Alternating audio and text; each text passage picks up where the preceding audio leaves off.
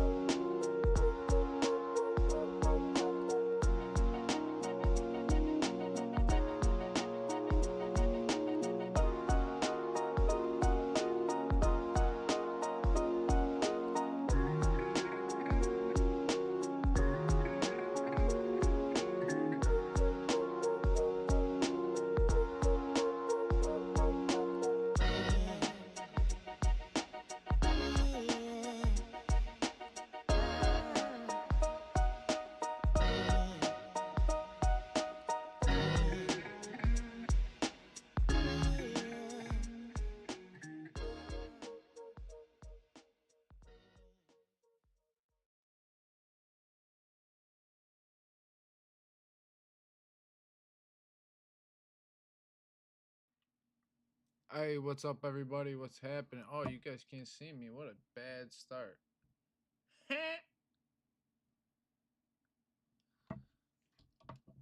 Oh, maybe if I would have just opened it, we would have been all right. All right, guys. What's happening? How y'all doing? Oh man, just getting a couple things in line here, guys.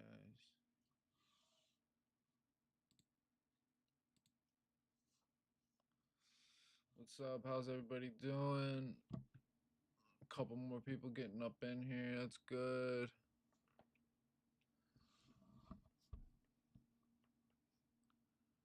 All right.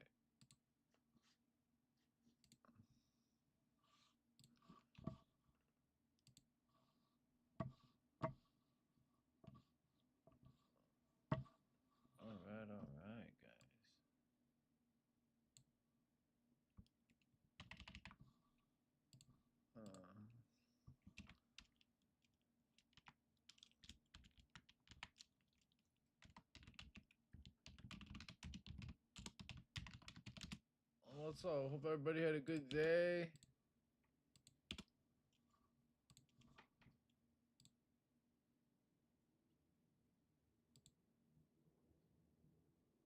She's all over it. She's all over it. Alright, guys. Alright, she don't even matter anymore. I'm not gonna lie. And it's dead shot. Probably don't even need to do that, to be honest. Alright, here we go. We're gonna do something a little different. Oh. What do we want to start with, guys? Okay. Alright.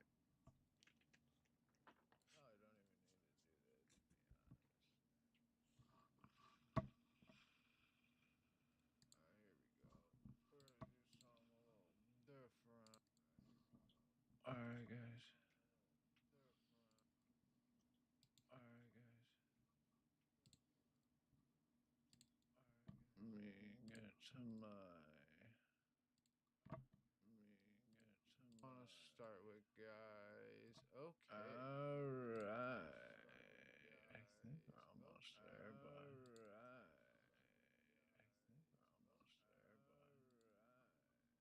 This thing keeps on doing. What is on? What the fuck? Sorry. Ah, Jesus. Alright, guys.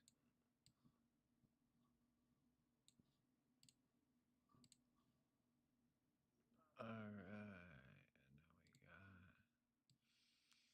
How many more we got? We got one more. We got 8. Let's get a couple more in here. I'm gonna go do some stuff today.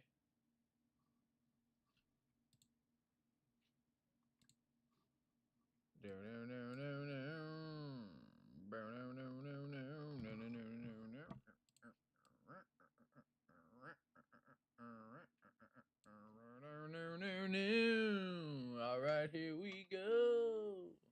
One more time. Backstreet Boys. All right, guys.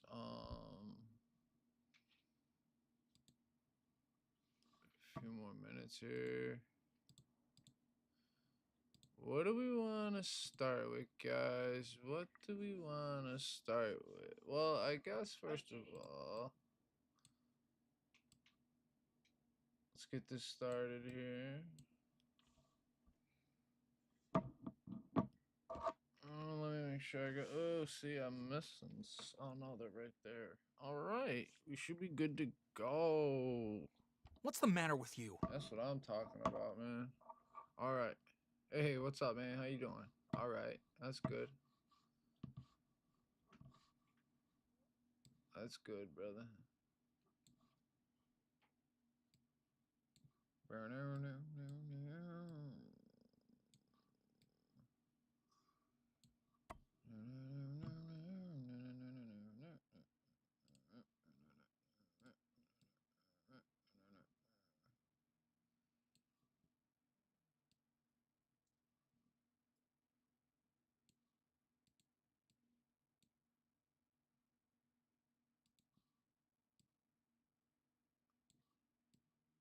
Oh, that was another one I wanted to look at.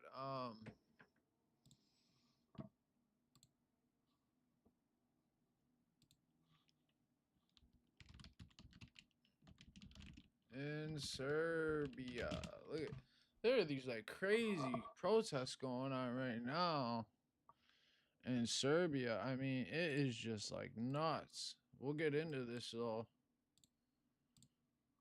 I don't know what they're protesting about, but literally there have got to be over 500,000 people here, and the population of that country is not that big. It's not that big at all. Anyway, guys, I appreciate you guys joining into the Damn Gambling Podcast here. We're gonna go over some news, some stuff that's happening here in the U.S. and abroad. Hmm, got some U.S. military stuff, U.S. military action we're taking. We'll get into that. We'll get into the economy a little bit here.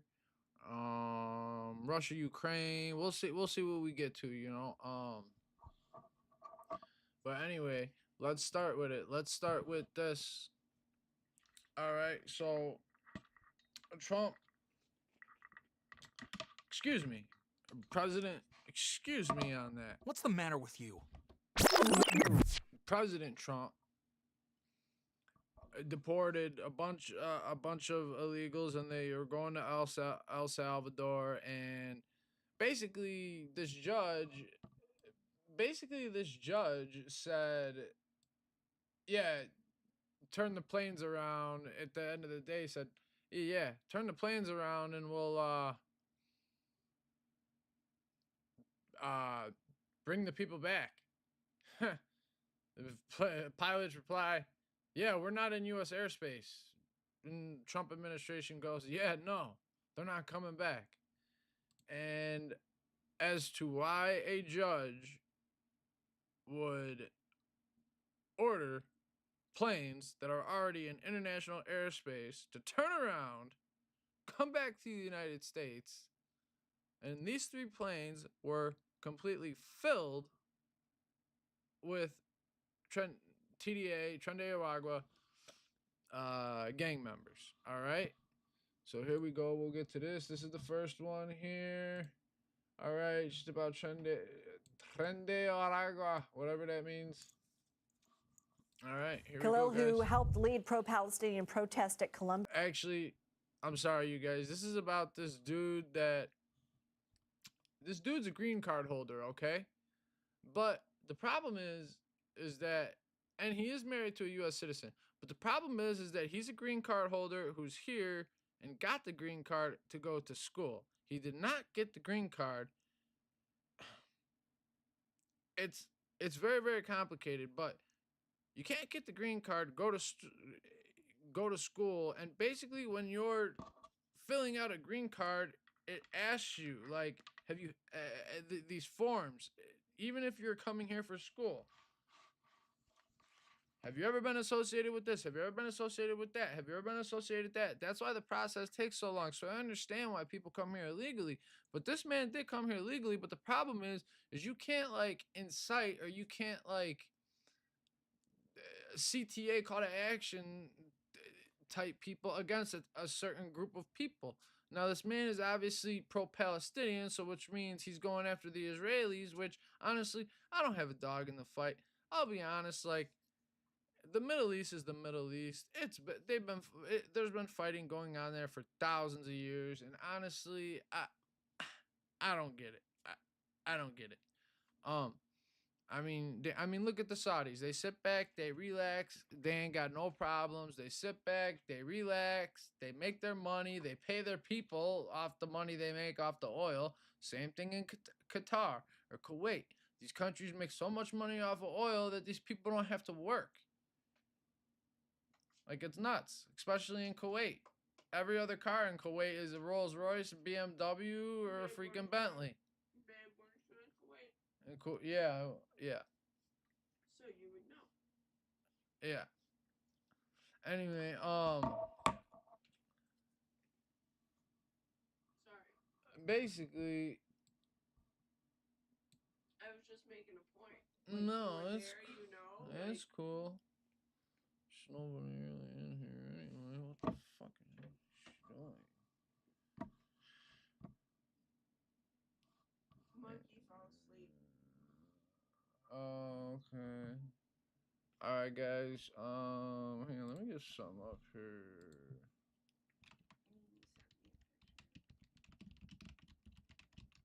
And I'm like, oh no.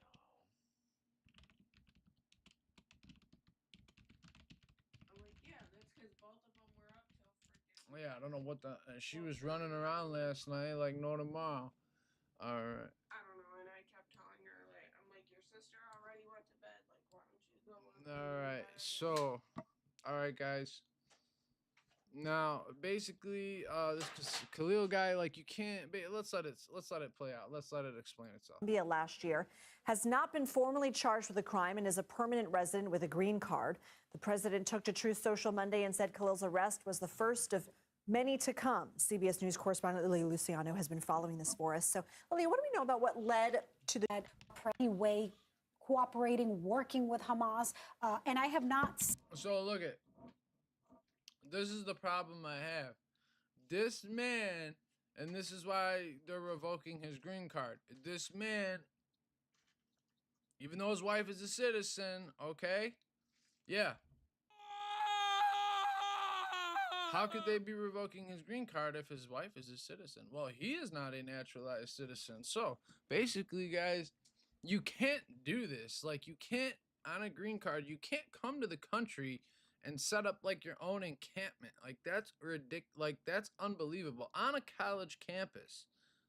Like, you have the right to protest and stuff, but you don't have the right to like call to action, disrupt. Like, look at, I mean, you got people protesting Israel and they're camped out in the middle of this college campus. I mean, you're being disruptive. Like, you're here to go to school. Like, if you want to protest, protest. Like, I get that, but like at this point you're hindering like your own education. You're hindering like what if I went to Colombia and I was a donor and I saw this, I wouldn't give them any more money. And then they're doing this stuff and they're still getting away with. They're doing they're doing this stuff, and I mean, this man isn't even a citizen doing this. This man is a green card. This man is just a green card holder. And no, green card holders do not have the same rights as American citizens do. There is a slight difference. Like in this case right here, which is probably going to go all the way up to the Supreme Court because the Democrats have nothing. They have nothing. All right, now let's see why. Okay, so there are a lot of rumblings, a lot of talking going on about Chuck Schumer, the Senate Minority Leader. He was a Senate Majority Leader, and let me tell you something. Like, I think it would be in the Democrats' best interest to get this guy out and get this new yo-yo in. Who this lady's talking to? This guy is a yo-yo. Let me tell you guys. This guy is a yo-yo. This is Chris Murphy, Democrat senator from Connecticut. Telling you is that if we continue to observe norms, if we continue to engage in business as usual, this democracy could be gone. I don't think we have. Yo, this guy. I'm so sick of these Democrats saying that our democracy could be gone. First of all, we're a republic. Okay. Have a year to save American democracy. I think the way the president is acting, using law enforcement to target dissidents, harassing TV stations and radio stations that criticize him, endorsing political violence, puts our democracy at immediate risk. All right, guys. I mean, as you can see, Democrats don't know what's going on here. I mean, even let's look at the ladies over here. These ladies are, I mean, it's just, let me tell you something. The Democrats, they don't have any game plan. The Democrats in this country, they don't have any game plan. They don't know what to do. Trump, the only thing they can do is sue Trump for the executive orders or whatever he does and hold him up in court, which honestly is ridiculous. Why would you people not want the country to be safer? That's one thing I don't get. Why would you not want people who aren't supposed to be here to leave? Like, I'm serious. 10 years ago, 15 years ago, you know, I live in a little small town outside the city. You know, I'm going to tell you, like, during the day, there was a lot of cars on the road. On the weekend, not so much. At night, really nothing. Let me tell you something. Monday through Sunday, where I live, there are just a ton of cars. Now, I will say there is one major roadway that does go through the center of town. But let me tell you guys, there is so much just side traffic and there are so many cars, so many people. It's unreal. And I'm not saying they're related in any way. I'm just saying that, like, when you do that, when you open the border like that, and these people are gonna go to where the opportunity is, and I get that, but you got to do it the right way. But back to what I was saying is that these Democrats, they don't have a game plan. They're just pointing, blaming, and suing. I mean, they put a lawsuit in to they put a lawsuit in. I don't know for what it was around um something with immigration at like 3 in the morning. They filed the lawsuit, so they're playing their games. Like, who files a lawsuit at 3 in the morning? Why don't just wait till 6? Anyway, well, when the crazies are eating themselves alive, we know why. Let's watch them. Bill, but he had a last-minute change of heart and helped the GOP get the bill passed. So this is not going over well with a lot of his fellow Democrats, but he says it was the smart play. Take a look. While voting for this CR is bad, it's a whole lot worse to vote to shut down the government. Elon Musk. All right, guys, I just want to say this, okay? Chuck Schumer, Senate Minority Leader, okay? To get this, I'll explain it later in the podcast, but basically, U.S. economics, Congress obviously controls the purse, so they have to appropriate the money, this, that, what goes where, what goes there, okay? Once they appropriate the money, then,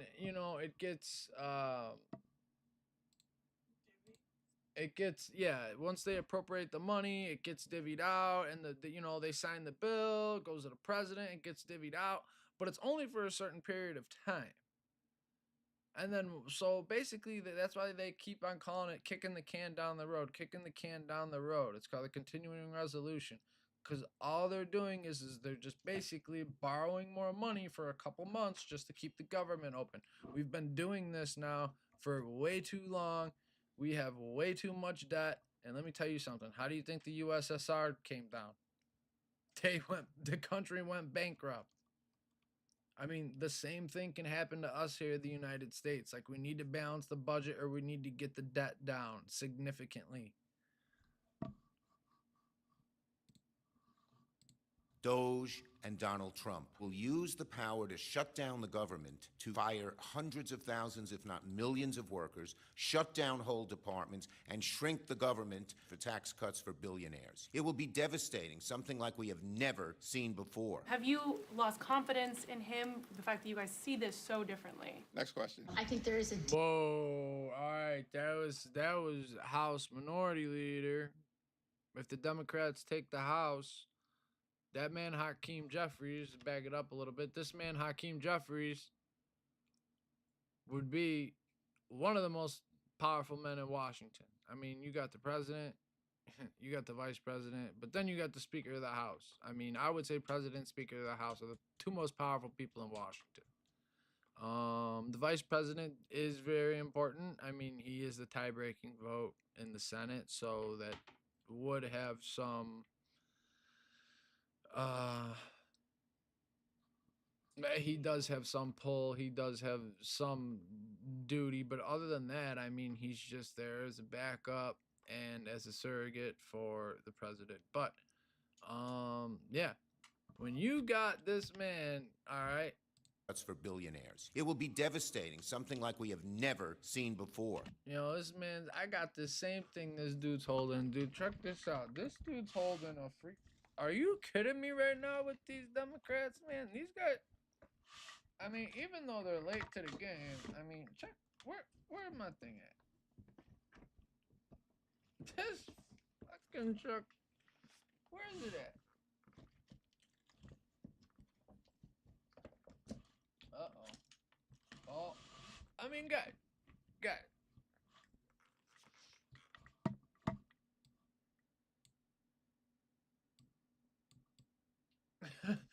Guys, look, Hey.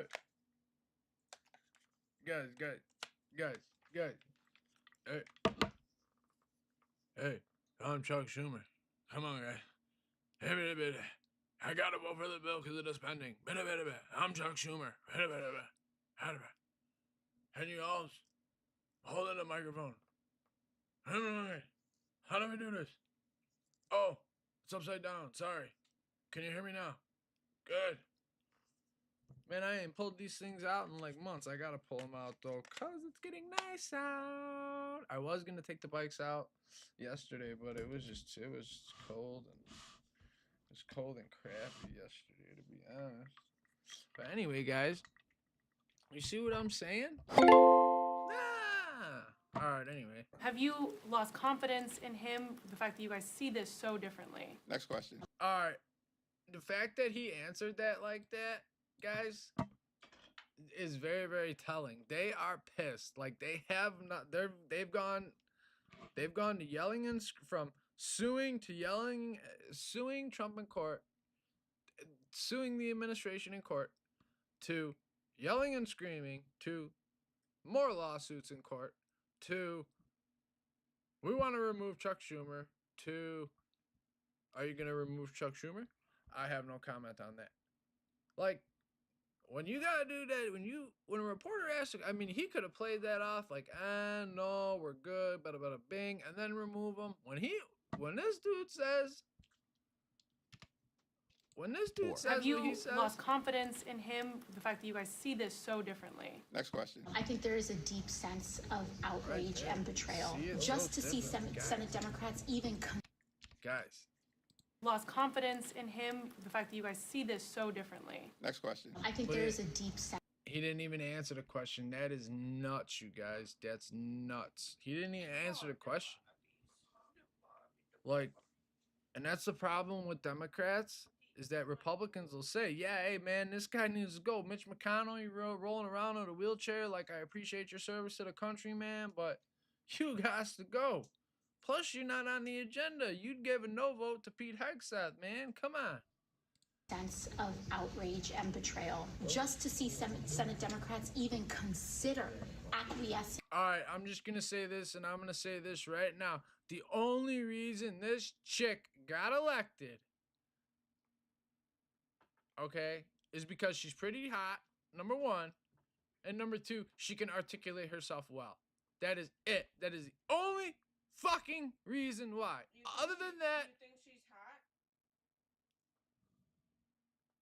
she is pretty good looking, and being honest. Her? In the middle? Right there?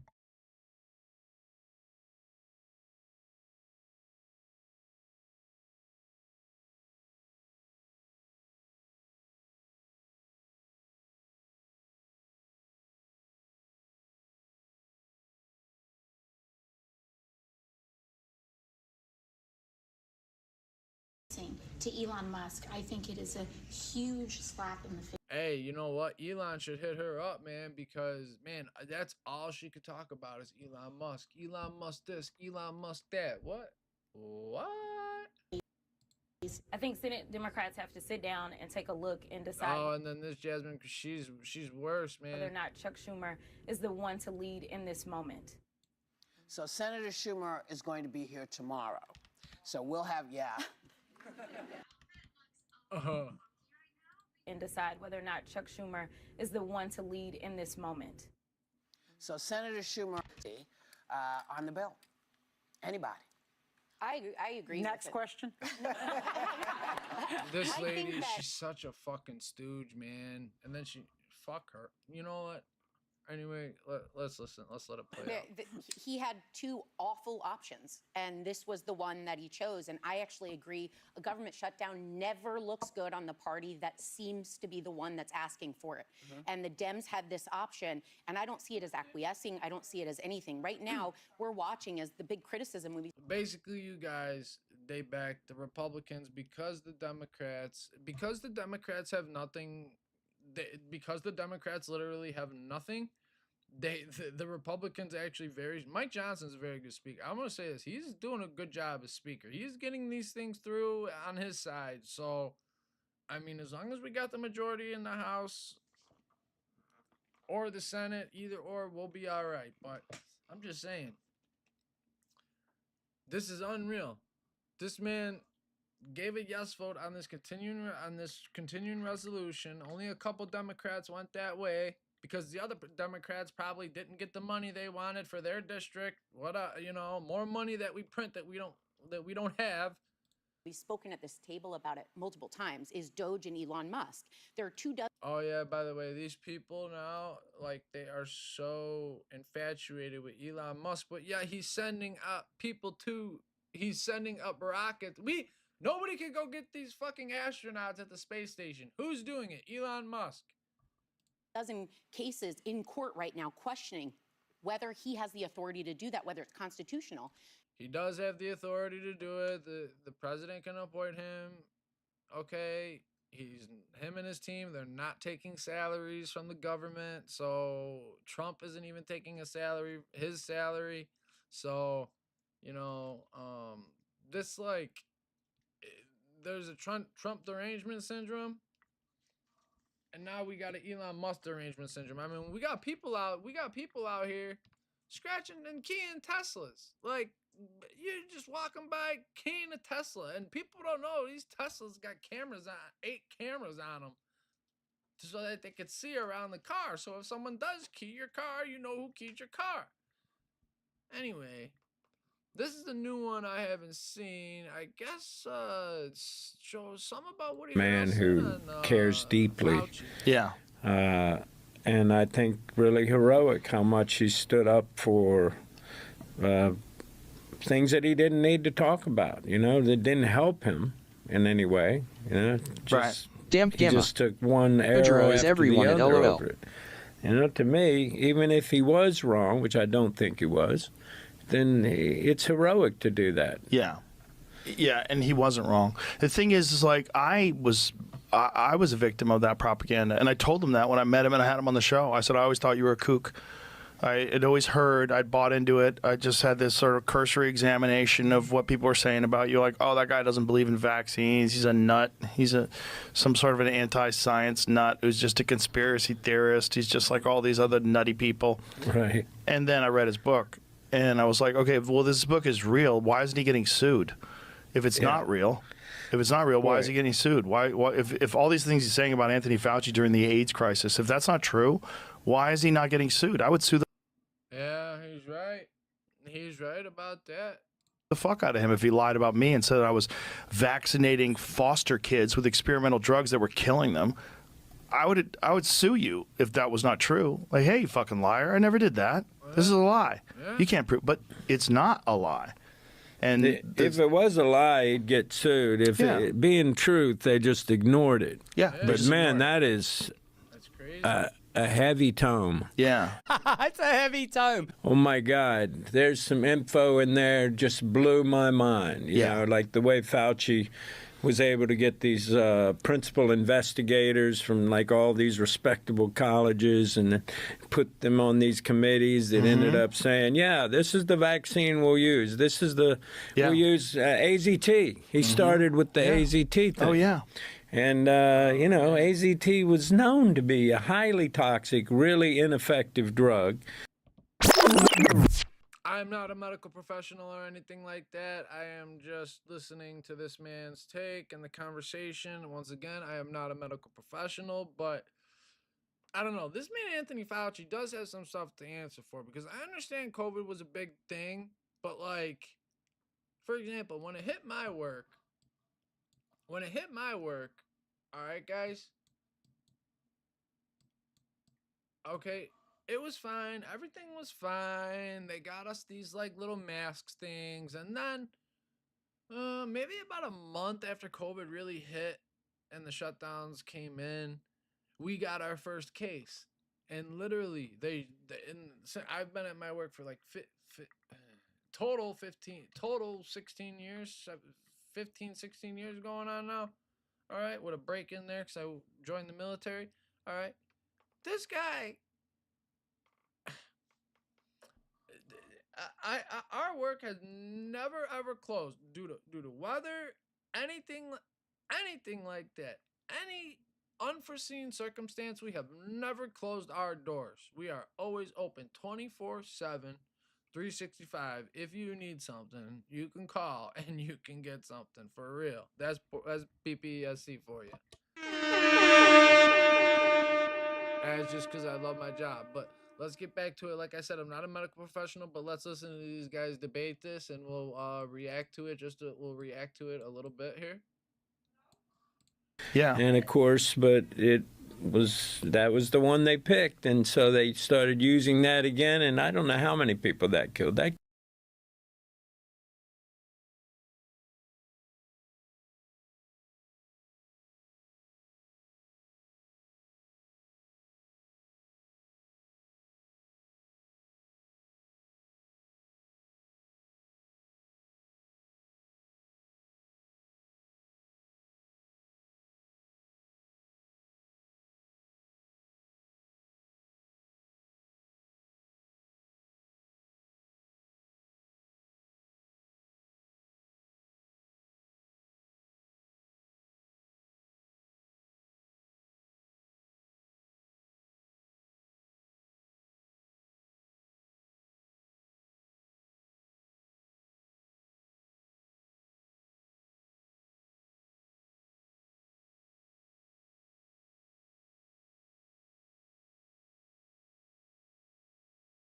Alright, guys, I'll be back in a sec. Give me a sec. Give me a sec, alright?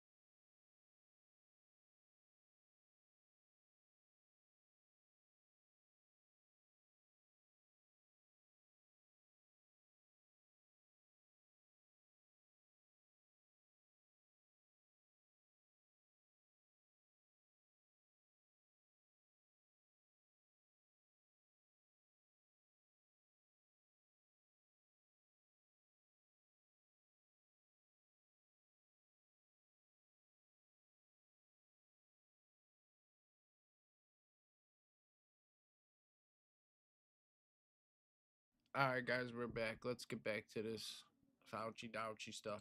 killed friends of mine, you know. AZT was very toxic, and they finally had to yank it. Yeah.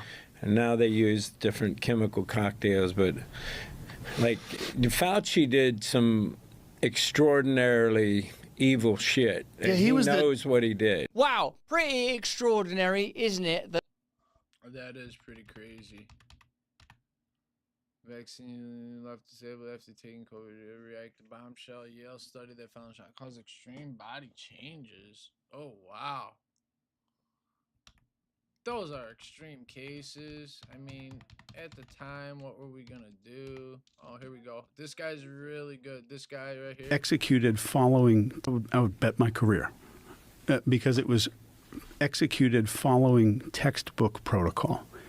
And there are these, I made a YouTube video on my channel of like how to spot PSYOPs, and there's like 20 different little things. You only need one thing, and you can spot whether or not you're standing in the middle of a PSYOP.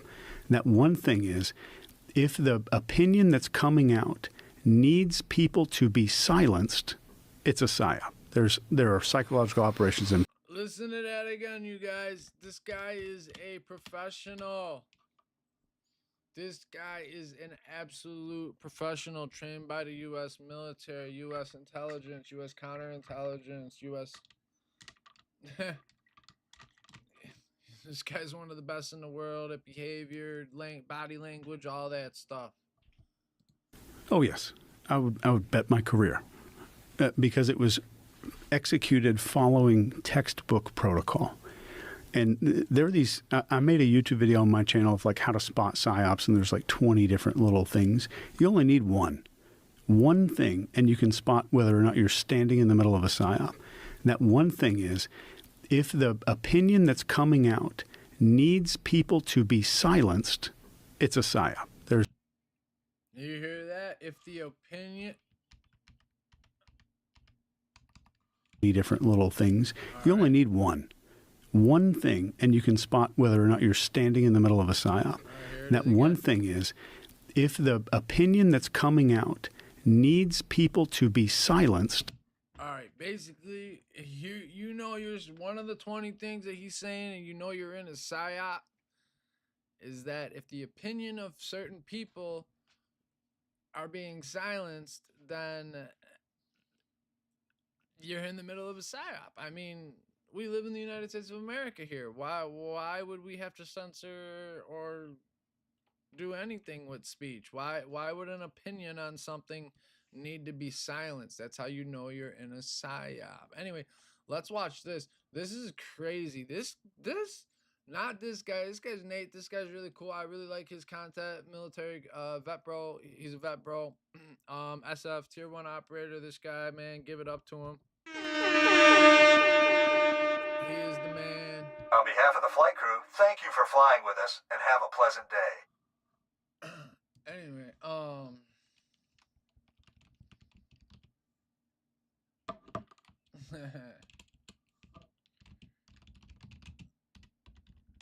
anyway, guys. All right, so let's listen to what Nate. He's gonna react to the Grim Reaper, the guy, the U.S. Army Ranger. He's going around now telling us war stories and stuff. And that's one thing about veterans that I don't like, and I will say that. I'm gonna give it a little. That is one thing about veterans that I don't like. I don't like the war stories. Oh, I did this. Oh, I did that. Like, I like watching the stuff on YouTube from the tier 1 operators and stuff, but like, dude, I don't go around talking, bragging about my this, that, the other thing. I mean, yeah, I do from time to time, but I don't lie about it. I don't say I have awards that I don't have. And I mean, I really don't have that many, but I mean, I still earned what I have. I mean, that's it. I mean, it's on my DD-214, so there it is. But anyway, we're going to listen to my boy here. And basically, all right. These simps, man. We're going to have to do an episode on simps. We're going to have to do an episode on men, what they do for women, just to get a little bit of this. And they don't realize that these women are just stringing them along. Like, it's like... What's the matter with you? You know what I'm saying? But, all right, let's listen to what Nate has to say here. With some bold claims from former Army Ranger Nick Irving, saying that if the United States and China went to war, that the United States would get crushed, would get destroyed, that would get sent back to the Stone Age. Those are some big claims. You better have some serious knowledge to back that up. Now, we're going to check out an interview that was over on, I believe it's called Vlad TV, where they're talking about what would war between the United States and China actually look like. Actually a pretty interesting topic. So I'm not here to attack Nick's character or his service. Seems like a really nice guy, but I am going to slap him around a little bit for as he should. This is unreal what he's saying. A lot of the stuff that was said in this interview, because it's just objectively wrong. All right. Now, you may be asking yourself, Nate, what do you know about China? All right, let me give you my resume before we start. Here we go. Okay, so I am a retired Green Beret, did over 10 years in Army Special Forces at a 1st Special Forces group, which, if you don't know, is the group that handles Asia, and we would be the ones that would handle war with China if it were to pop off. On top of that, I did my last 3 years of my career out at our forward operating base in Okinawa, which is the CJSOTF, the Combined Joint Special Operations Task Force, for the potential war between China and Taiwan. On top of that, I led a lot of tactical communication development and trying to figure out the best ways that we can use communications in a near-peer environment for a place like Taiwan. On top of that, my Special Forces ODA, which this plaque right here is from, was actually the first Special Forces ODA to proof of concept a military freefall jump into the South China Sea onto an island in the South China Sea to help facilitate bring in. Look at that, look at that, look at that. So they doing Halo. Ellie Mateo. Hey. Hey, what's up? Damp Gamma. Hey. Damp Gamma. Welcome. All right. So, guys, look at, they did a Halo jump. Halo jump way higher than just paratrooping. They did a Halo jump where they got to skydive down, and then they skydive right, and they land on these little islands in the middle of the ocean. They skydive thousands of feet, a mile up in the, whatever, they're at 30,000 feet, whatever. Mile up in the air, and they skydive down, and they land on a little island to get secure, to get a beachhead so that we can get boats and we can get a little base going here. We got a little beachhead so that we can move to the next, kind of like the strategy in World War II. Marine HIMAR units that would be used in war if it were to kick off in that region. Okay, on top of that, I speak fluent Mandarin Chinese. All right, and guys, I'll give my opinion on this after the video here. Zhongwen Shunin Le, right? So I know a little bit about China. Okay, so that's what we're going to do. We're going to go through this because this interview has a lot of views, hundreds of thousands of views, and a lot of sort of disrespect towards the United States military and its service members in this interview. So that is what we're going to discuss. What's up, bro? How you doing? Hope everything's all well. Listen in, brother. Siddickford Zero. What's up? What's up, brother? Damp Gamma. Now, before What's we up, jump brother? in, let me know in the comments section. What do you guys think? Right, Would guys, China destroy the United States? Actually, guys, let me know. Siddickford Zero. Who do you think would win in Hey, a I'm war? good. China? And you? I'm good, brother. Hey, I'm good, brother. Thank you so much for asking. Had a good Monday. Can't complain, brother. Just starting out the week right. You know what I mean? But hey, yeah, hey, in the comments, if you're listening on YouTube or X or Siddickford Zero. Twitch. Hey, I'm chilling as well. Sweet, brother. That's what I'm talking about. If you're on YouTube, X, Twitch, comment. Let me know. Who do you think would win in an all-out war? China or the U.S.? If we went to war, let me know.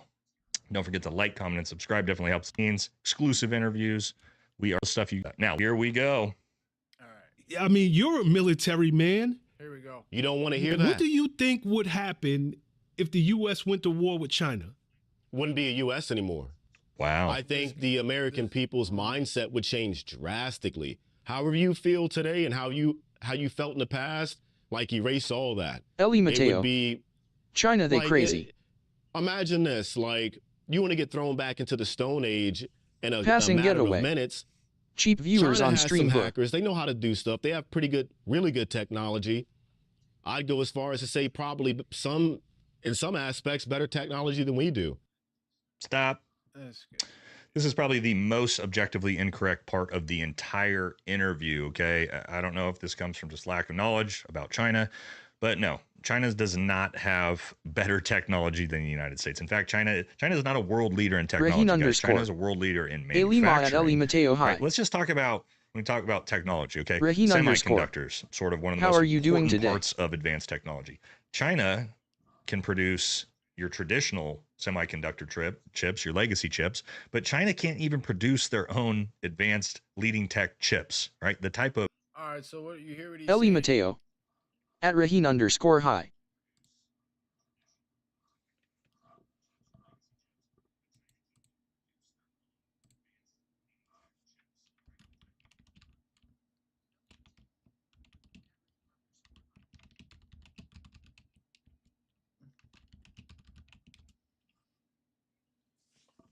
Hey, all right.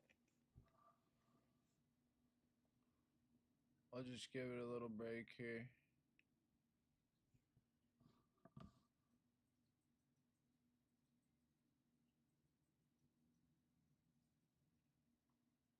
Hey, Raheem, brother. How you doing? I think somebody's trying to hit on me. Let him. Damp Gamma. How you doing, broder?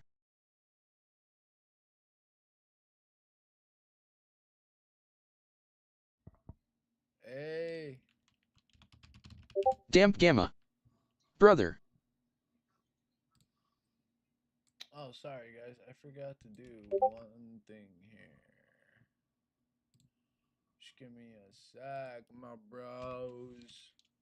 Damp Gamma. https://streamlabs.com/sl_id_04.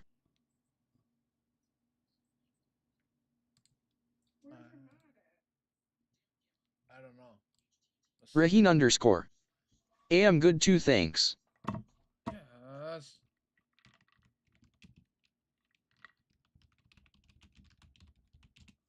All right, guys. So hey, let's finish watching this. Let's see. All right, guys. Remember, Nate's talking about a war. All right, he's reacting to a war versus China and the U.S. All right, and there's a guy out here who's a former Army Ranger, which is a special. The Army Rangers are considered under SOCOM, Special Forces Command. They are a Special Forces unit. So, and this not Nate, the guy on screen, but basically, he's basically saying that China. Okay, this other guy's saying that China will wipe us out. Oh, it'll change life. This and that. And yes, a war with China would. Obviously, anybody knows that it would drastically change our lives. But we as a Ellie country, Mateo. we as a country, At Raheen_. That's good.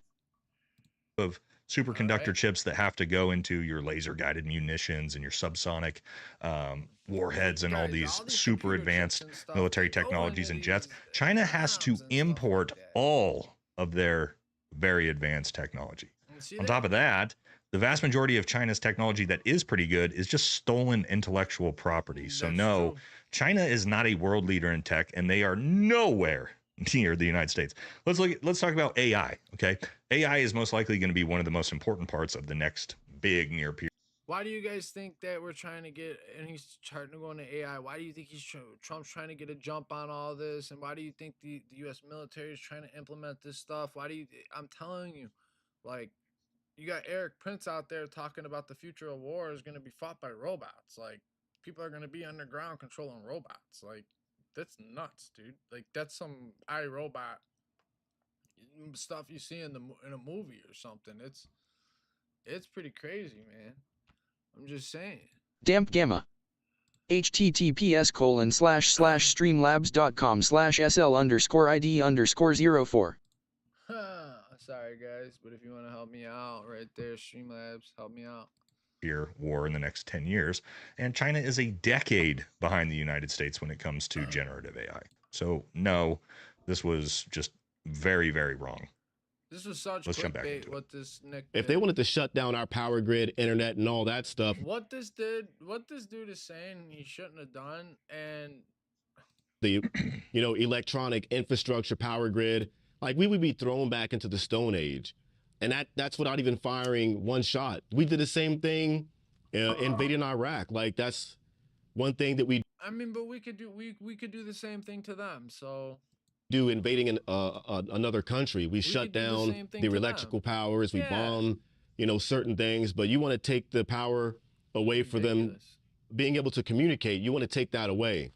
So if China wanted to, they could shut down the American population fairly easily. And Okay, this is incorrect as well. All right, another misconception. Okay, so I'm going to give them some leeway here because yes, the power grid is vulnerable. It is something that could potentially be targeted by China. Now, the reason why you'll hear people talk about this, the power grid, and China's going to hack and shut down the power grid, comes from the fact that yes, there is potentially somewhere around like 450 power grid transformers that were potentially from China, developed by China, that were potentially built with backdoors in them that China could access and turn off.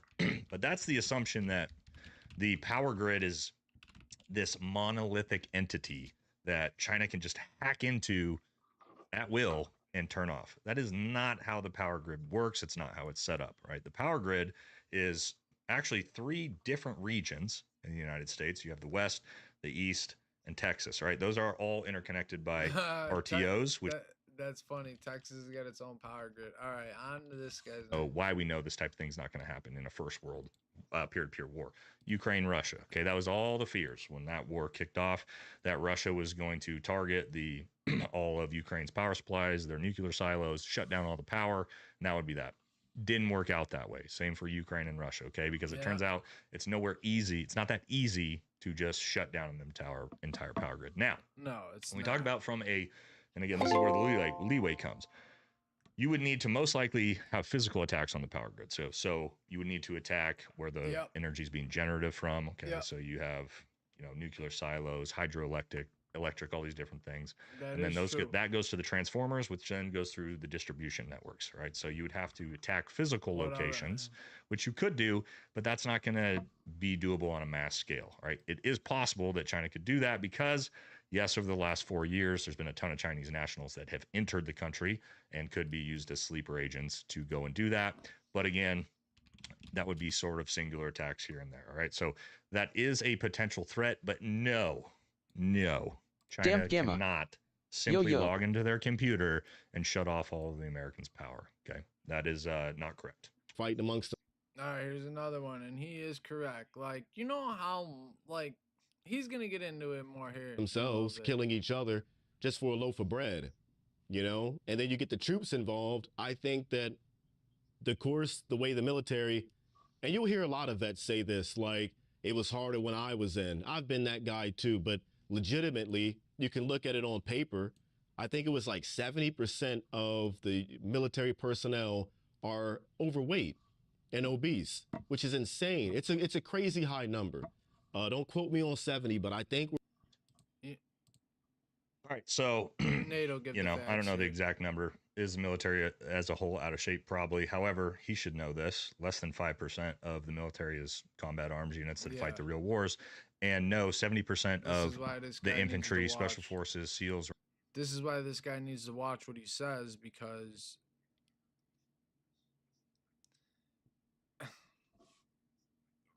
I mean, he's just talking stupid. He's just saying this just to get clicks. I know this dude does not really believe this.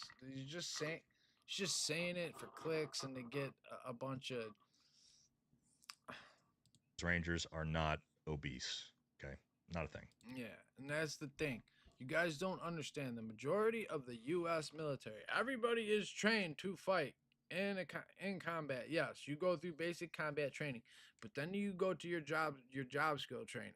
All right, and then after that, if you're the best of the best, okay, then you can go to special forces. All right, and the special forces are basically, you can compare guys in special forces to professional athletes, okay? They are the best of the best of the best, okay? These men are highly trained. They operate highly sophisticatedly. They have crazy, asymmetric, unreal tactics. It's something else, guys. It's awesome. we're about there. And just the mindset of the average troop nowadays, the average soldier, they're not prepared to really go all out for anything. Most of the guys are in for a paycheck. All right, a few things here. I would just ask. Again, it's kind of just disrespect to the troops that talking about how, these soldiers they're not prepared, they're not ready for it. Yeah, I mean, they said the exact same thing about kids right before World War II popped up. If you watch that really cool recruitment video from Special Forces Command where he talks about an article in the newspaper talking about how the generation is lazy and lack work ethic, and that was written in 1939. They wouldn't go on to be the next generation. Not only that, but a huge portion of active duty military is global war on terror veterans. We're not gone. In fact, a majority of guys that I served with are still in. So now also this is very important because again, he's approaching this as if it's some one-sided war that China gets to do whatever they want, unfettered. He does this the that's entire another time. thing. It's like Unfettered, and the United States. he keeps saying like, oh, yeah, China can do this, China can do that, China can do this. We can't do nothing. No, bro, come on. States doesn't do anything back. All right.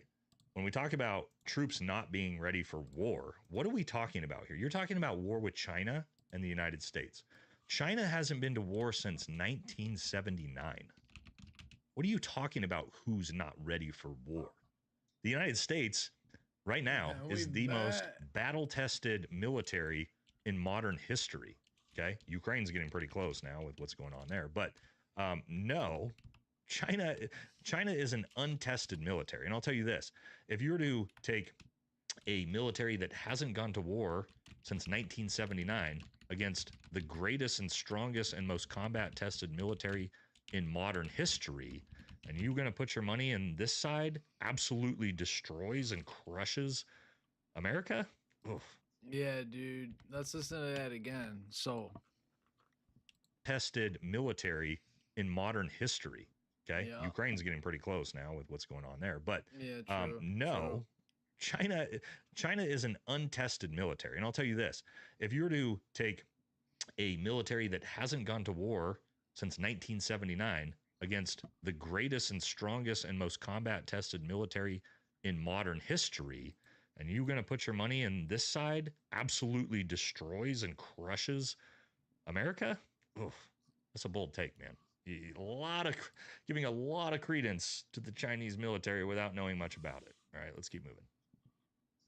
In free college, and they get a chance to travel the world. There's no war going on right now, so half of the guys they're not even thinking about war. They don't even know what war is like. The war ended back in like real hard combat back in like 2012, 14 or something. Oh yeah, so I mean, yeah, real hard combat was Dude, back this in his guy. day, not mine. You know, I don't have my entire team doesn't have Valor Awards from being in multiple near ambushes in 2018. Yeah, there was nothing going on. We weren't fighting ISIS out of the Nangar Valley, 2018 and dude, there's 2019. still but yeah, stuff man, going on that for I sure. gotta get to. More disrespect towards Exactly. shit tons of veterans. I don't understand why this guy. I Feel don't like that? I'm understand talking why he hard keeps combat. doing that, and he's a We veteran haven't seen himself. war like that, man. and it's just for going clicks. up against a nation. Also, let's be very clear: Nick Irving has not seen war, peer-to-peer conflict either. Okay, so chill out a little bit with that. Like China, a country like China, I don't think we're prepared for that. The average soldier, ground fighter, we fought guys in flip-flops and sandals and man dresses. No, You know, bro. for 20 years, and they put up a hell of a fight. Yeah, they Imagine did. guys with technology, training, money, power, more manpower. They have a Navy, Air Force. They have all that. All right, stop. Yeah, there we go. They have a Navy, Air Force, all this manpower. That's great. Let's talk about reality. What about us? What do we have? These are hypothetics, okay? Because realistically, this is just not going to happen. If it does, let's say. It would never. The Chinese Navy, within the first hour of the war between the United States and China, in the first hour, our submarines alone, not our Navy, not our aircraft carriers, not our destroyers, our submarines by them. Let's be fair here. Let's be fair. We do have some pretty, we do have some pretty sophisticated submarines. Themselves would destroy the entire Chinese Navy. Yeah, they would. Now, we would have much of ours destroyed too, but no, the China is not about to take their Navy and their air. Dude, these submarines now, man, they don't even have to be at water like back in the day where you had to be at water level. They could be 1,000 foot deep, and they could shoot a missile, and it could hit a ship. Like they don't even gotta be near you. I'm just saying, they picked that metal up on the radar, and boom. Force and sail across the fucking Pacific and invade the United States after they turn the power grid off. Okay, that's not how any of this would actually work, right? This is provided that. And plus, you guys gotta understand, the majority of, and this is why any country who ever tried to invade this country, the United States of America, would absolutely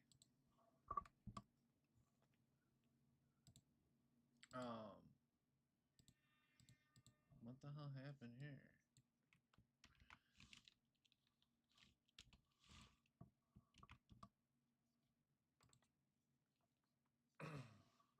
That nuclear warheads weren't just used, right? But we'll get into just the idea of United States and China going to war, why it's just silly to begin with.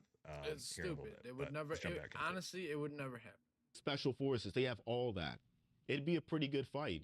And I just don't think that, you know, your average, I don't know if this might come across weird or bad, but like you got soldiers who are more concerned about can they wear a dress on the weekends and identify as this? They're not thinking about fighting and this again.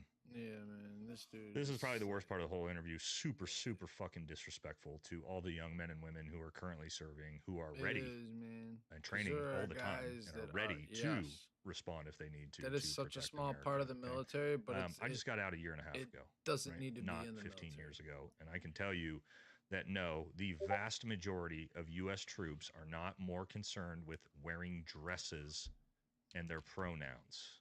The vast majority of service members, overwhelmingly in combat arms, are training hard, are preparing, and are doing their best to be ready for the next conflict. Okay, so super disrespectful on that one, man.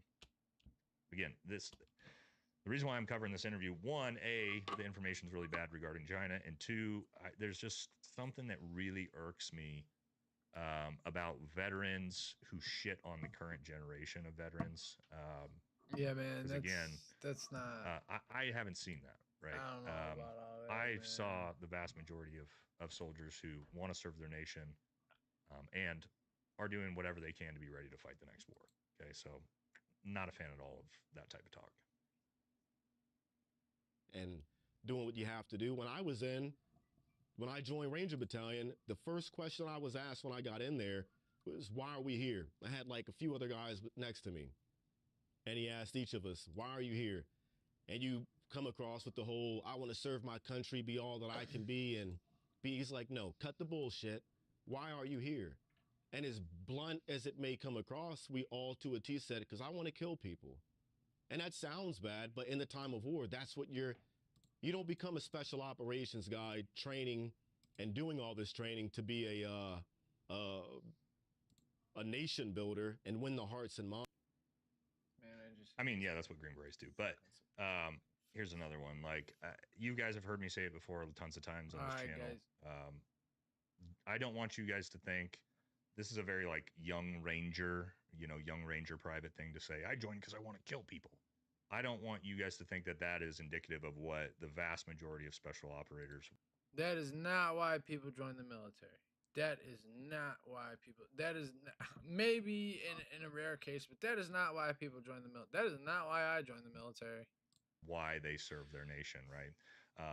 Vast majority of guys that serve and want to be special operators. Yes, there's an understanding that you're going to go to war, you're going to go to combat, you may have to take human life. But if you have this inner need to kill people, and that's why you join the military, and that's why you join SOF, that's psychotic.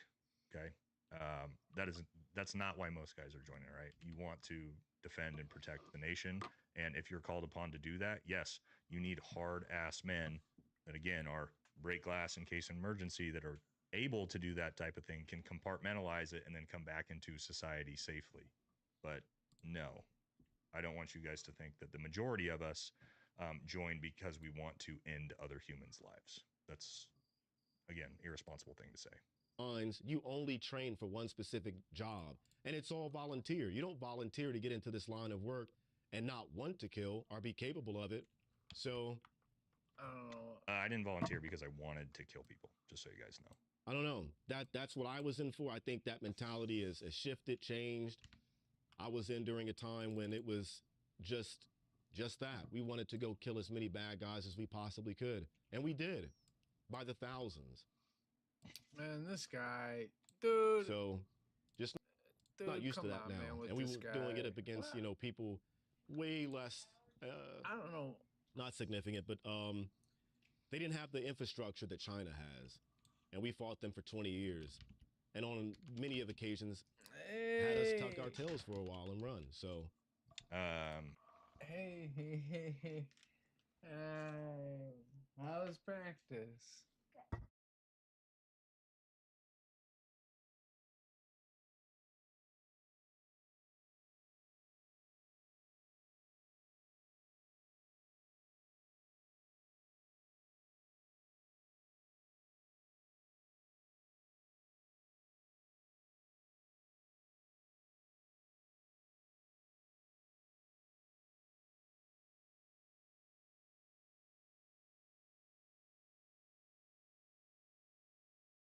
At what point in the global war on terror did the U.S. military tuck their tails and run? I mean, politically, when somebody like Joe Biden decides to do that. But as for the soldier, again, here's more disrespecting the U.S. soldier and combat veterans, right? But no, that's not a thing either. They put up a good fight. China would crush us. Oh, Yo, there we go. China would absolutely crush us. Now we've talked our way through it, right? Is that reality? Reality is. All right, guys. So here it is. Here's what our man Nate was basically saying. You know what I mean? Oh, Wingardium Leviosa. These stupid super stickers. What is this one?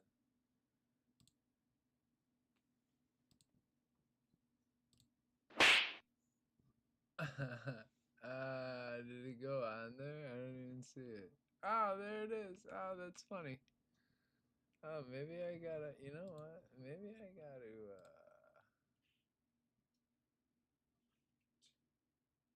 oh, what if we do it like that?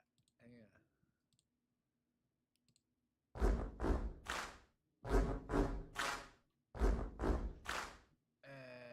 It is what it is. Hey, man, I'm having fun with these little super stickers here. Come on now.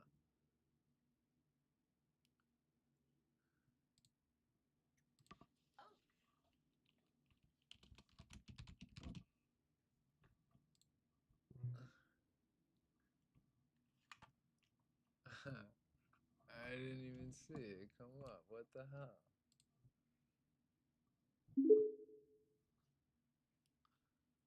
Yo.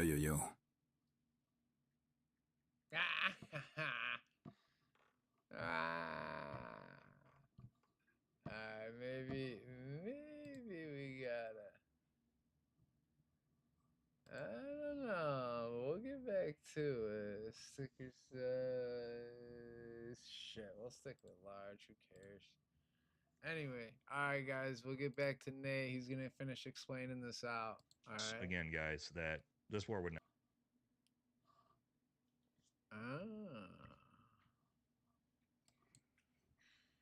Something happened here.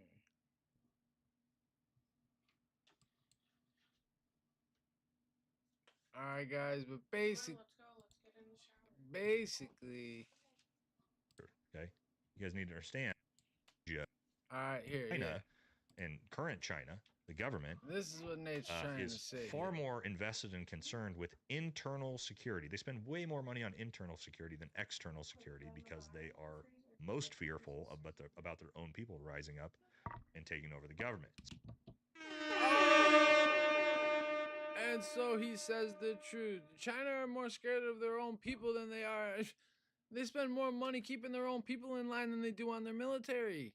So, if the United States were to go to war with China, and let's just look at a map real quick about what would happen immediately for that, right? Just from a natural resource standpoint, because you got to have natural resources if you want to fight a war. All right, so let's take a look at this.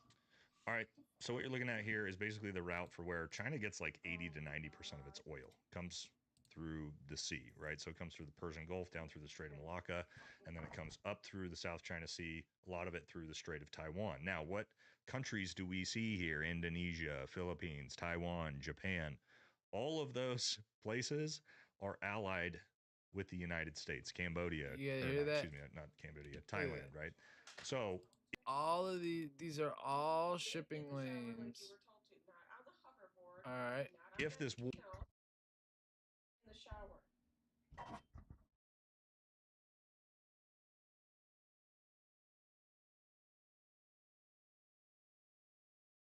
No, she's just.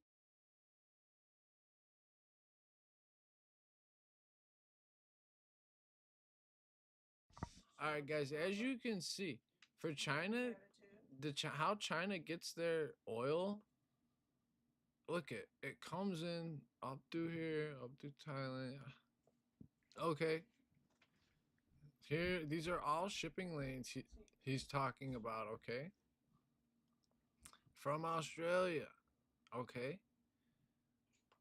And then they get to Hong Kong, all right? Let me tell you, I think Singapore's probably somewhere over there nuts too. But anyway, if they really, really wanted to, you guys, like, if we really, really wanted to, like, and something were to really happen, like, our allies, we are allied with Taiwan, we are allied with the Philippines, we are allied with Malaysia, Indonesia, Malaysia, okay? These are all, maybe not, discount this, but all of this, oh man, she yelling. All right, guys, all of this is where China pretty much gets its oil from. So, if all these countries, if we were to go to war with them, if all these countries were to do this, then basically they would blockade this part. There'd be a constant naval battle going on over here. So China would have to get their oil from up north, up from Russia, up from somewhere up north. War were to kick off, that oil gets cut off immediately. The only way China is going to get any oil is potentially on ground routes from Russia, and there's nowhere near enough to supply their country. Nowhere So near what does that mean? enough, not even close. You That when the guys. oil gets cut off and the food gets cut off and the Chinese people start starving, yes, the mandate of heaven will take effect, and they will be far more likely to overthrow their government than the people of the United States will. Yeah. All right. So And also to remember this, if they invade us, every American has a weapon. We have a Second Amendment. That is why any country would be stupid to try to invade us. Because even if you got through our first, second, third, or fourth, or even fifth line of defense, you got to get through the people, man. And the people, and us Americans, we are armed to the teeth. It's unreal. Like, and then you got people like this dude right here, who I don't take nothing away from his military service, because he did do some. He was an Army Ranger. He served the military. Kudos, brother. I got you, bro. I got your back anytime. I don't even, but like, what you're saying here, I don't really agree with, man. I don't think China would do that to us like that, man. I don't think it would be. I don't think it wouldn't be like that, man. But I guess let's go over some other. Let's go over some other stuff here. All right. Let him finish this out. What Nate was saying. that when the oil gets cut off and the food gets cut off and the Chinese people start starving, yes, the mandate of heaven will take effect. All right, guys. And they will be far more likely to overthrow their government. All right, guys. So in China, there is something called the mandate of heaven, okay? This is something that they follow, okay? So basically, okay, and we'll go to it, okay? The Chinese mandate of heaven meaning, okay?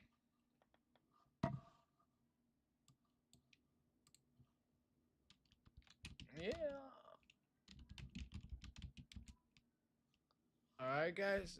So basically, the mandate of heaven, and what the Chinese people believe, like, this is what the Chinese people believe, like, in their, like, I guess their core. It's the mandate of heaven. Okay, the mandate of heaven, a core concept in Chinese political thought, legitimized the rule of emperors by claiming divine approval, but also allowed for their overthrow if they became unjust or faced widespread problems. More detailed, divine right to rule. The mandate of heaven, also known as taming, meant. Let me get this a little bit bigger here so you guys can see it here. I'll get my face out the way, because this is important, you guys. This is important stuff here. This is important stuff here. So, all right. See, we'll do it a little bit bigger here. All right, here we go. Yeah. All right. The divine right to rule, the mandate of heaven, is also known as taming. I don't know what it is, but it meant that the emperor's right to rule was granted by heaven. Or Tian, or the divine force. Alrighty. Virtuous leadership. The emperor was expected to rule justly and benevolently, prioritizing the well-being of the people, right? Loss of mandate. If an emperor or tyrant became corrupt, tyrannical, or faced widespread problems like natural disasters or famines, it was believed that heaven has withdrawn its mandate, indicating the ruler was no longer worthy. Justification for rebellion. The loss of the mandate of heaven served as justification for rebellion and the overthrow of the ruling dynasty, as it meant that the people were justified in replacing the ruler. All right. So basically that's like the Chinese people and the Communist Party have this mindset wrapped up to where like it's a mandate of heaven. That's how Xi basically got to be the that's basically, and they kind of it's a very, very old concept, as you guys can see. It's back from when they had emperors and stuff. I don't know when they last had an emperor in China. Probably in the early 1900s, probably the last emperor before Mao Zedong or whatever. I don't even know. But anyway, what I'm trying to tell you guys is, all right, if stuff starts going bad in China and there's protests and there's this and there's that, and it's the whole country starts to get in an uproar, like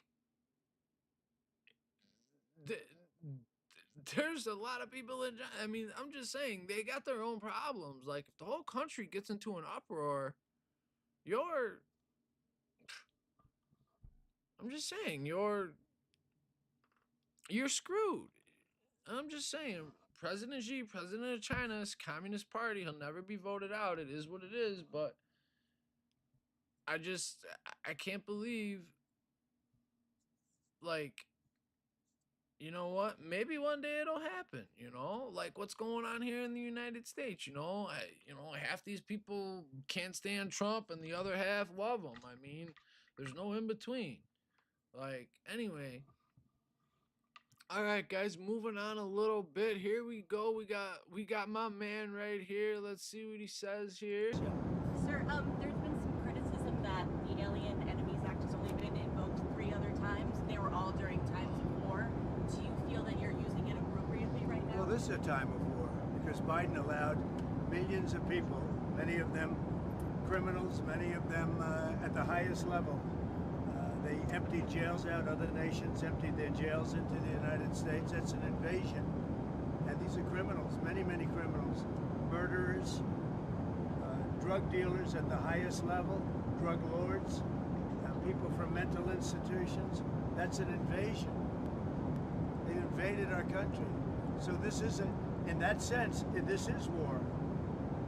In many respects, it's more dangerous than war because, you know, in war they have uniforms. You know who you're shooting at. You know who you're going after. That's These crazy. are people Hey, bro, that's crazy. That I didn't watch this whole short, but that is crazy. He's bringing that up. No joke. Came out. They're walking our streets. We have thousands of murderers. Sir, All right, as you guys can see, President Trump is trying to claim the Alien and Sedition Acts were a set of 4 laws enacted in 1798 that applied restrictions to immigration and speech in the United States. The Naturalization Act of 1978 increased.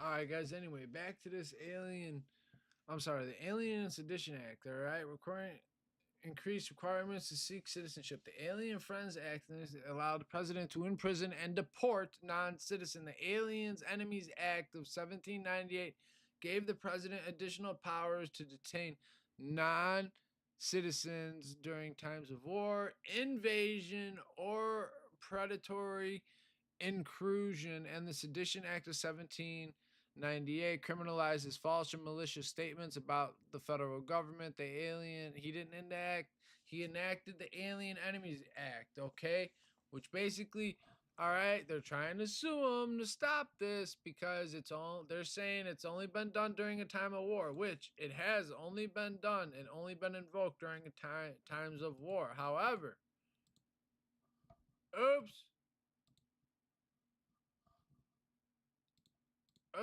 sorry. However,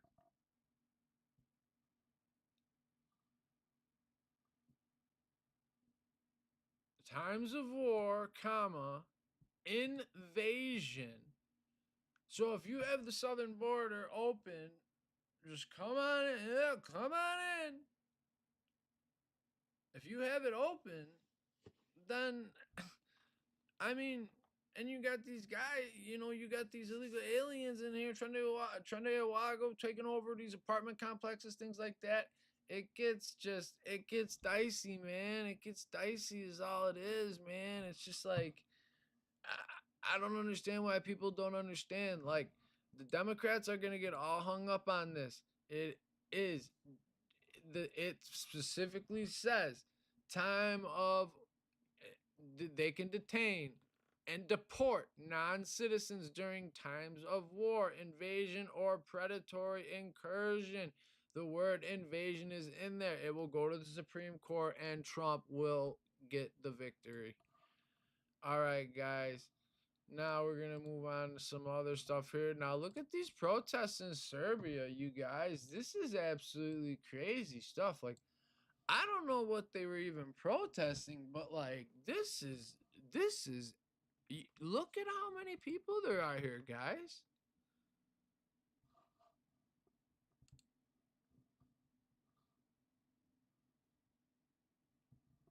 More than 100,000 protesters took to the streets. It is one of the largest rallies I've seen in decades. Look at that. I mean, down every street. I mean, every which way you look here. Every which way you look. Look at that that's a main street right there. Look at that.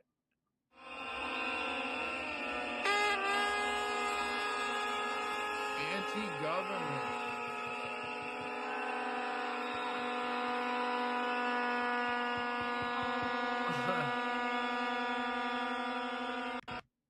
Yeah, man, that's freaking crazy, man. That's crazy, though. I mean, let's see what's going on. Let's see what's going on here. Let's see, guys. Why are they protesting in Serbia? Over 100 planned protest in Belgrade against Serbia. All right, here we go. All right, from the AP. All right. At least 100,000 people descended on Belgrade. Yeah, at least 100,000 people descended on Belgrade, Serbia, against Serbia's president and government. Belgrade, Serbia, at least 100 people descended on Belgrade Saturday with mass rally scene.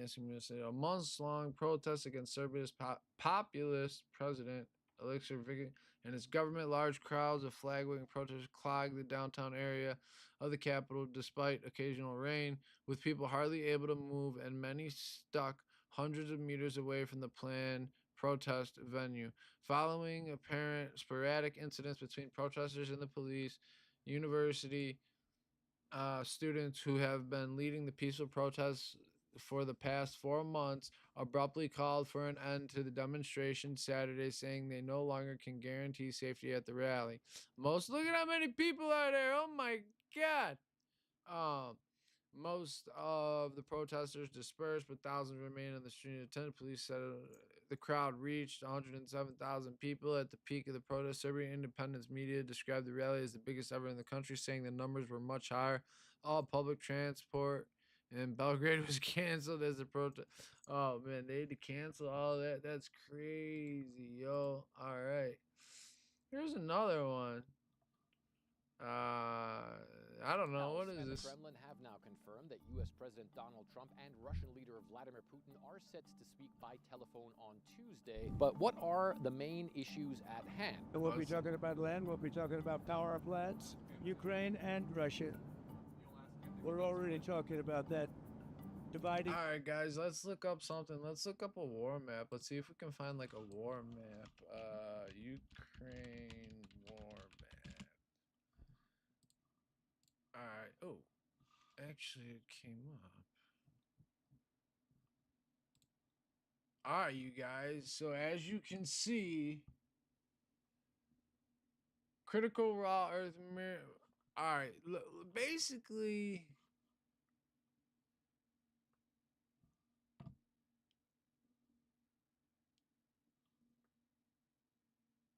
All right. We're going to zoom in on this chart because we got a lot to get into. All right, guys.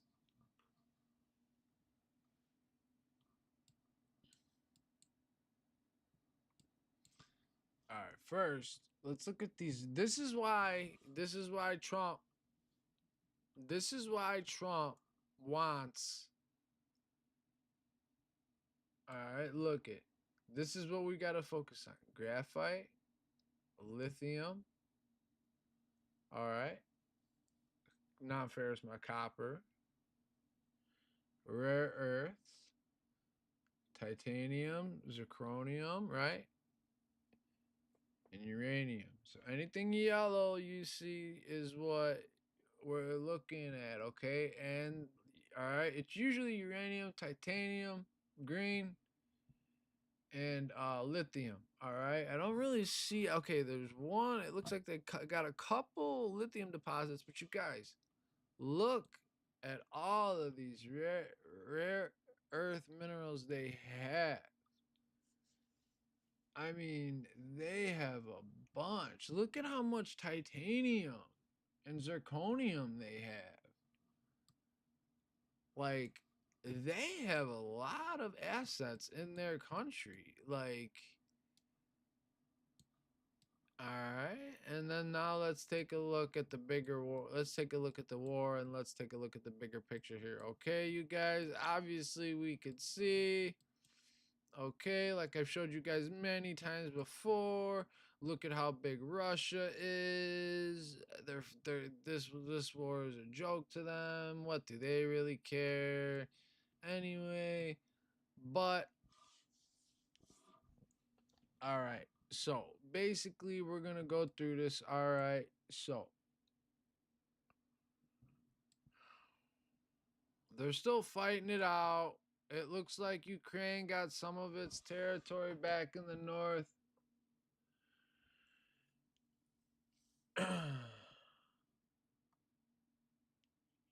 All right, so let's look at anything outlined in red is Russian territory. So basically, he doesn't get the uranium. He doesn't really have the uranium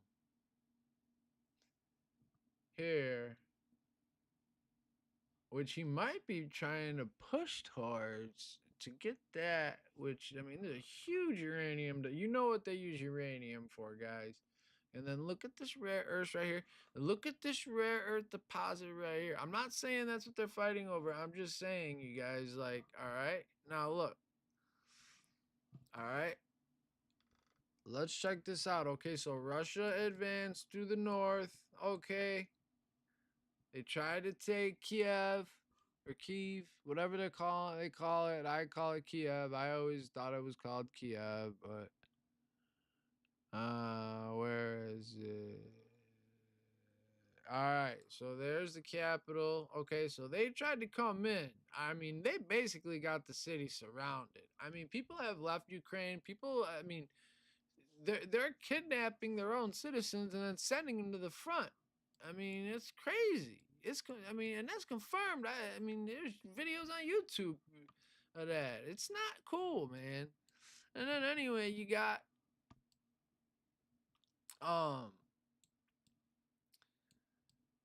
anyway,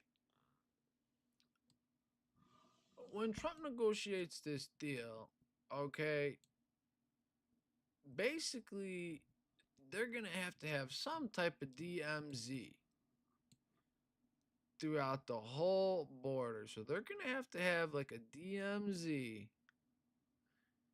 All right, pretty much down, okay? But what I think Putin is going to do, I think Putin is going to go, look it, I'm going to pull out all my troops in the north. I'm going to pull out all my troops in the north. I'm going to pull them all out over here by Kharkiv, okay? Right here. I'm going to pull them all out here.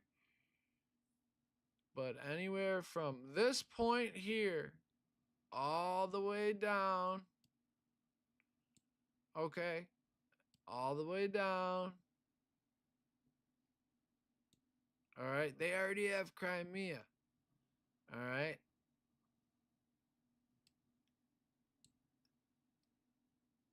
Basically, this is what he's gonna want. This little chunk right here, he's gonna want pretty much. He's gonna want this. He's not gonna get Odessa, but he's gonna get a lot of this. He's gonna get, if my thinking's correct, he's gonna push for all of this. They're gonna keep Crimea. How did I do that? That was pretty cool, actually. No. All right, they're gonna keep Crimea. All right, this is the Crimea Peninsula here. All right, they're gonna keep that, and he's got, I mean, he's pretty much got his land bridge out. I mean, in and out to get oil. There is a big Russian military base down here at Sevastopol. Yeah. So, but you know what? So you know what's crazy? All of these countries,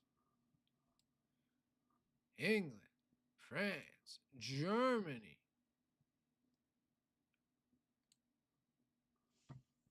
where do you think they get their gas from?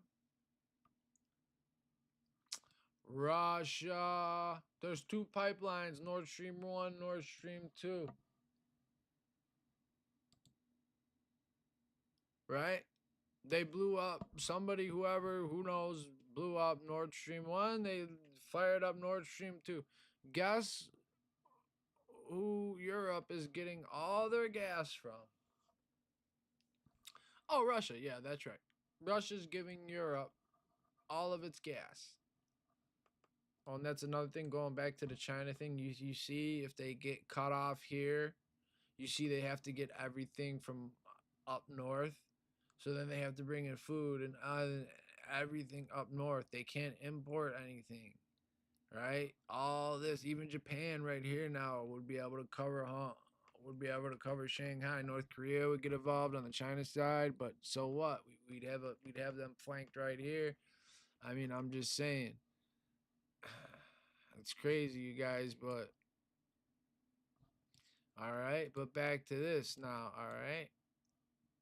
Putin's gonna want what he has here in red, all right, and basically he's gonna say that he might want some other Russian-speaking territories, but anyway, that's where it is right now. So, and that's what I think's gonna happen. And here we go. Here's another thing we got going on. So, do I have it? I'll go to it after this video, guys. But oh yeah, here we go. All right. Today I've ordered the United States military. Here we go, guys. Let me get out the way. Today I've ordered the United States military to launch decisive and powerful military action against the Houthi terrorists in Yemen. They have waged an unrelenting campaign of piracy, violence, and terrorism against American and other ships, aircraft, and drones. Basically, these Houthi rebels, I don't really know who they are. We're gonna look it up, but they're coming after our assets and other people's assets. And let me tell you something. Like, the United States, we protect the world shipping lanes. Like for anybody out there who wants to get smart and think they're smart, like we protect the world shipping lanes. So if you live in a country that depends on imports, okay, like those imports are secure. They're not insured, but let's just say they are secured by the United States Navy. Like the U.S. Navy is all over the world. They police the seas. They stop this piracy. Like they do everything they can. Like, you know, that's why you get these guys, they get brave, they start taking over ships, but then, you know, the Navy shows up and they stop. You know, this was happening a few years ago. They did a Tom Hanks movie a few years ago about it. Anyway, guys, here we go. And let's go ahead right now. Let's roll. This is Trump literally gave an order for some drone strike footage, and this is what we got. The videos of the footage of the strikes against the Houthis in Yemen released by U.S. Central Command. Then we'll get into it. Tomahawk.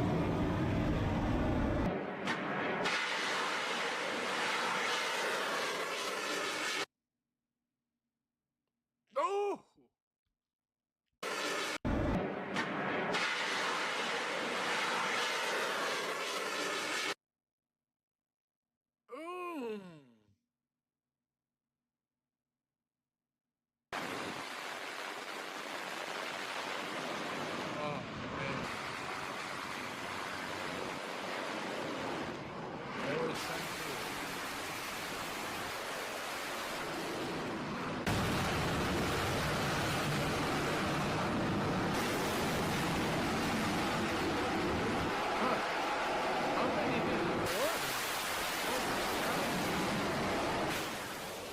Man, he must have ordered a bunch ton of these,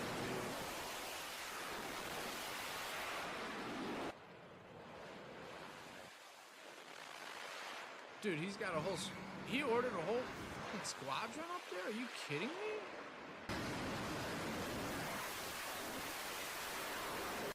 So there you have the footage of the strikes being carried out against the Houthis in Yemen. So what exactly was hit? What is the United States targeting with this overwhelming military campaign? Oh, by the way, guys, this is Dave.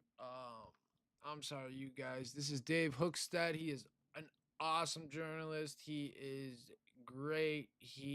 I believe he does some writing for Fox News. I don't know if he was in the military, but he is very, very knowledgeable on military matters, and he always has the in on it. And yeah, man. Right now we're hitting up these Houthi rebels. You don't mess with world commerce. You don't mess with world trade. All right. You don't mess with stuff that's not yours. This is a report from the New York Times after the strikes were carried out, kind of breaking down exactly what happened. It says the United States carried out large-scale military strikes on Saturday against dozens of targets in Yemen controlled by Iranian-backed Houthi militias, President Trump announced. It was the opening salvo to what... All right, guys. Let's take a look here. Let's see. Let's see who the Houthis are.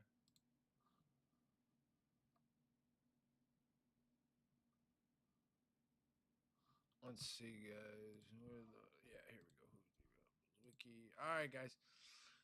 The Houthis, also known as the Houthi movement official NSR, Society Shia, whatever, political and military organization, emerged from Yemen in the 1990s. It is predominantly made up of Zandara Shiraz, with their namesake leadership being drawn largely from the Houthi tribe. The group has been the central player in Yemen's civil war, drawing widespread international commendation for its human rights abuse. I'm going to say this before I go on anymore. All this funding that we're doing of these groups and this USAID, somehow this money seems to find its way into either whether it be the cartels or the terrorists or Israel or Vietnam or Iraq, or still giving money to Afghanistan. You know what? We left all that equipment there, good, ready to use. We didn't even blow it up on the way out. We didn't take it with us on the way out. We should have at least blown it up on the way out. You know, you had an idiot in charge during the pullout. But anyway, you guys, all right. I'm just saying, like, the United States, I'm not going to be sit here and be naive. Like, we did have an issue with funding these things, but now we're not going to be funding these things anymore. And hopefully these people stop and go away. I mean, the Chicago God is the greatest. Death to, like, look at this. Like, this is unreal. Like, it's unreal, man. It's unreal. And I can't stand it. And I'm so glad President Trump is sending those freaking F-18s up and we're spanking these yo-yos, man. Because that is not how you act as a citizen of the world. Really, that's how you act.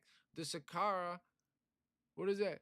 Is a political slogan of the Houthi movement, all right? This is their slogan. God is the greatest. Death to America. Death to Israel. Curse be upon whatever. Victory it is. Okay, you know what, dude? If that's your slogan, you're sick as a citizen of the world. Like, you're sick in the head. Like,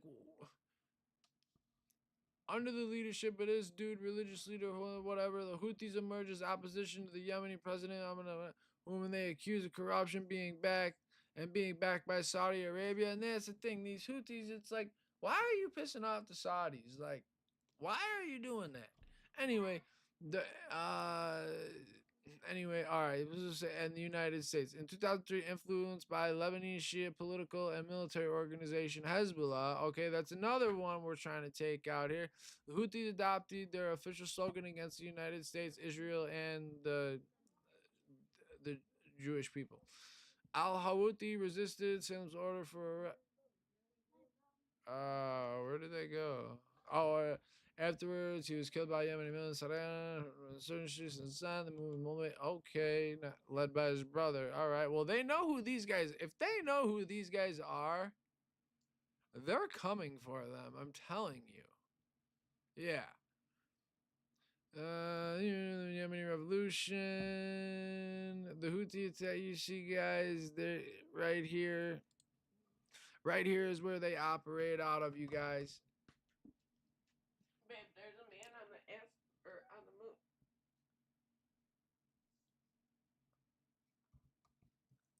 Look. No. There was a man on the moon. There was a man on the. He was at. No, he was all suited up. You missed it. Oh, okay.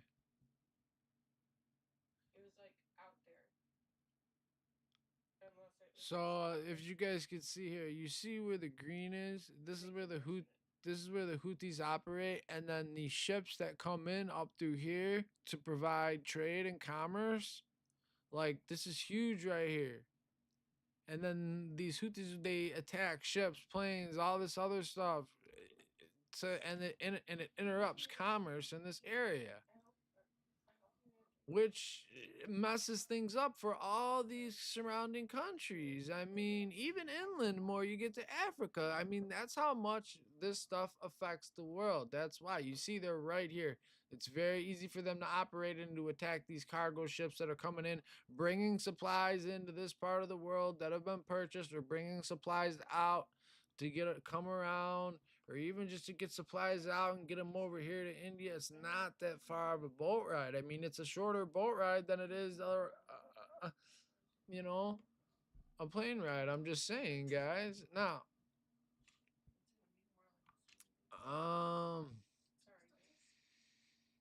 I mean, wow. I don't get this, you guys, but anyway, you know, it goes back a long way. There's the Al-Houthi family and the movement in opposition.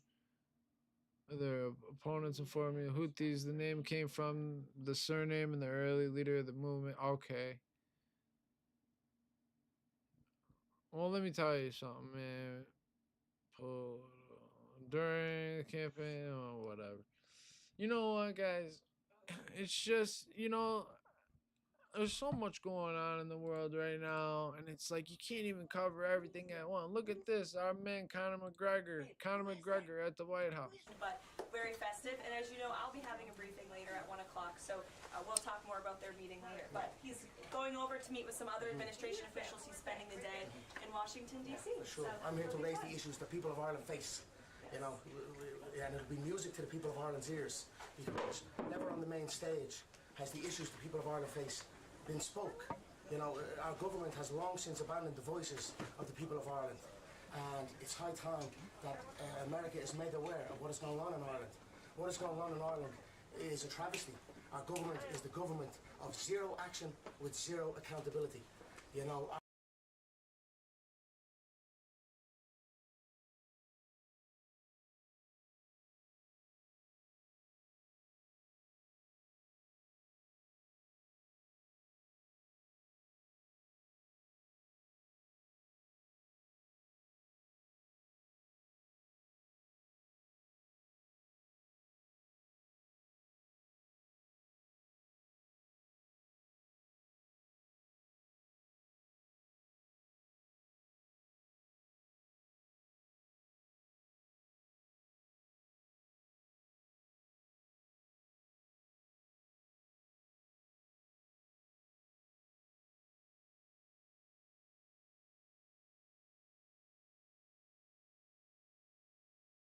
Alright guys, we'll finish this up here. Our money is being spent on overseas issues that has nothing to do with the Irish people. The illegal immigration racket is running ravage on the country. There are rural towns in Ireland that have been overrun in one swoop, that have become a minority in one swoop. So issues need to be addressed, and the 40 million Irish Americans, as I said, need to hear this, because if not, there will be no place to come home and visit. You know, Ireland is at the cusp of, you know, potentially losing its Irishness, and I'm here to raise the issue and highlight it. You know, it's also St. Patrick's Day, so a little bit of celebrations for sure, and you know, a little bit of learning and listening to Alright Mr. guys, there you go. As you can see,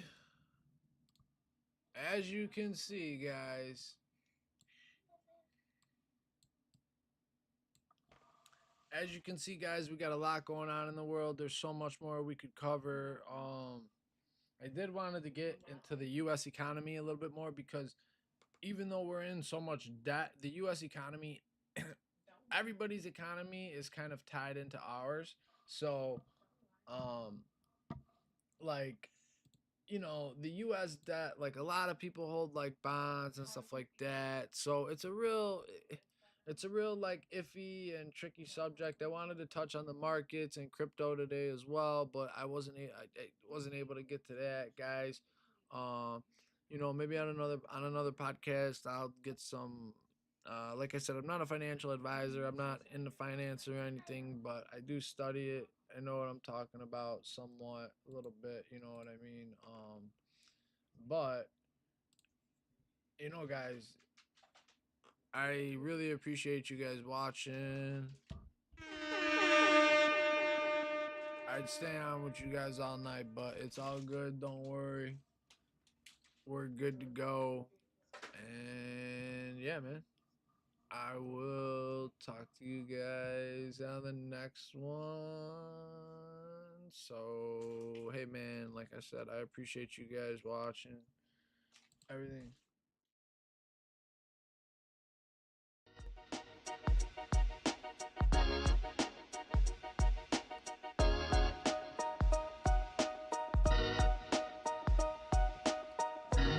Like I said, guys, I appreciate you guys watching. I appreciate you guys tuning in. I appreciate all the chats. We're going to keep doing it.